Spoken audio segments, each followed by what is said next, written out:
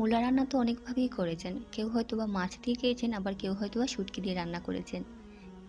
তবে আজ আমি রান্না করব আচারিভাবে, যেরকম খেতে একটু আচার আচার মনে হবে।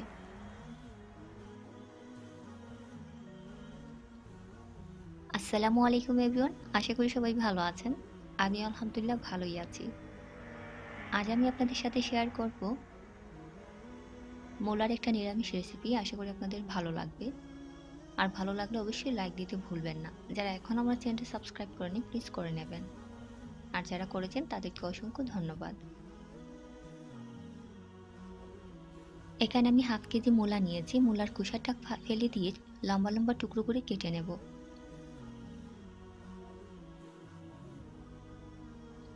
এখানে আমি 2 টেবিল চামচ সরিষা নিয়েছি। সরিষাটাকে ভিজিয়ে রেখেছি 20 মিনিটের জন্য। 20 মিনিট পর আমি সরিষাটাকে বেটে নেব। খুব বেশি নেওয়ার দরকার নেই, হাফ কেজির জন্য 2 টেবিল চামচই যথেষ্ট। সাথে নিয়েছি 2 টেবিল চামচ পরিমাণ বাদাম। বাদামটাকে আমি গরম পানিতে ভিজিয়ে রেখেছি।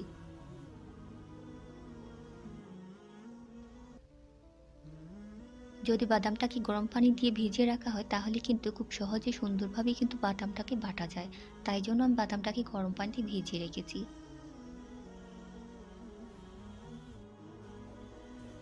একটা হাঁড়িতে বসিয়ে দিয়েছি পর্যাপ্ত পরিমাণে পানি। পানিটা ফুটে উঠেছে, এর মধ্যে আমি লবণ কিংবা হলুদ কিছুই দিচ্ছি না। দিয়ে দিচ্ছি মূলা। দিয়ে মূলাটাকে 4 থেকে 5 মিনিট মতো জাল করব চুলার আঁচটা হাই হিটে রেখে। 4 থেকে 5 মিনিটের মধ্যেই মূলাটাকে জাল করবেন, এর থেকে বেশি জাল করার দরকার নেই, তাহলে কিন্তু খুব বেশি নরম হয়ে যাবে। তাহলে ফিরে আসছি 4 মিনিট পর।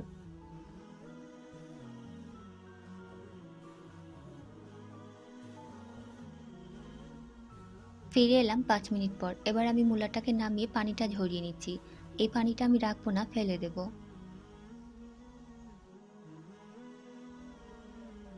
দেখতেই পাচ্ছেন মূলার পানিটা ঝরিয়ে আমি একটা স্ট্রেইনারে মূলাগুলোকে রেখে দিয়েছি।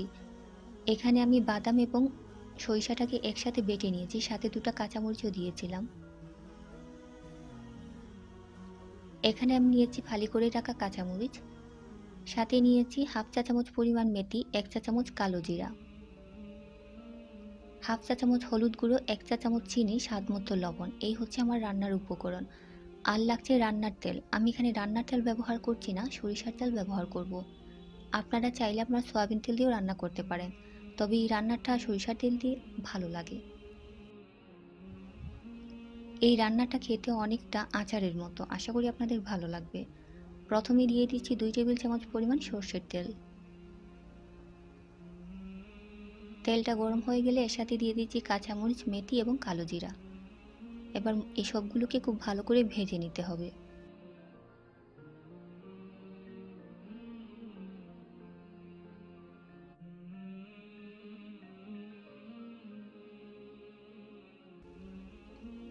ভাজা হয়ে গেলে আমি এর সাথে দিয়ে দিচ্ছি সেদ্ধ করে রাখা মূলা।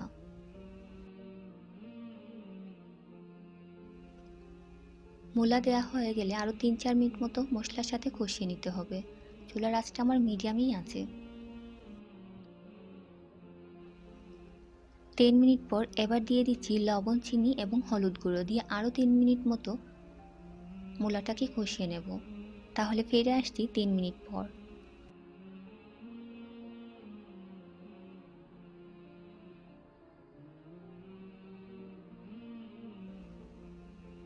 ফিরে এলাম 3 মিনিট পর। এবার দিয়ে দিচ্ছি আগে থেকে বেটে রাখা সরিষা এবং বাদাম দিয়ে খুব ভালো করে নাড়াচাড়া করে নিতে হবে।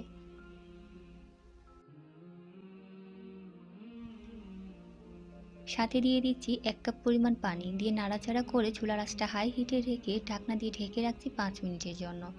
তাহলে ফিরে আসছি 5 মিনিট পর।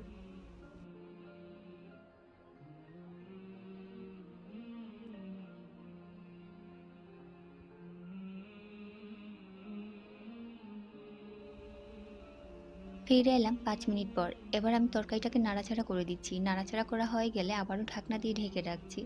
আরও 5 মিনিট মতো জাল করব চুলার আঁচটা মিডিয়ামে রেখে। এই রান্নাতে কিন্তু ঝোল রাখার দরকার নেই, যেহেতু এটা আচারের মতো খেতে, তাই একটু শুকনো শুকনো হবে।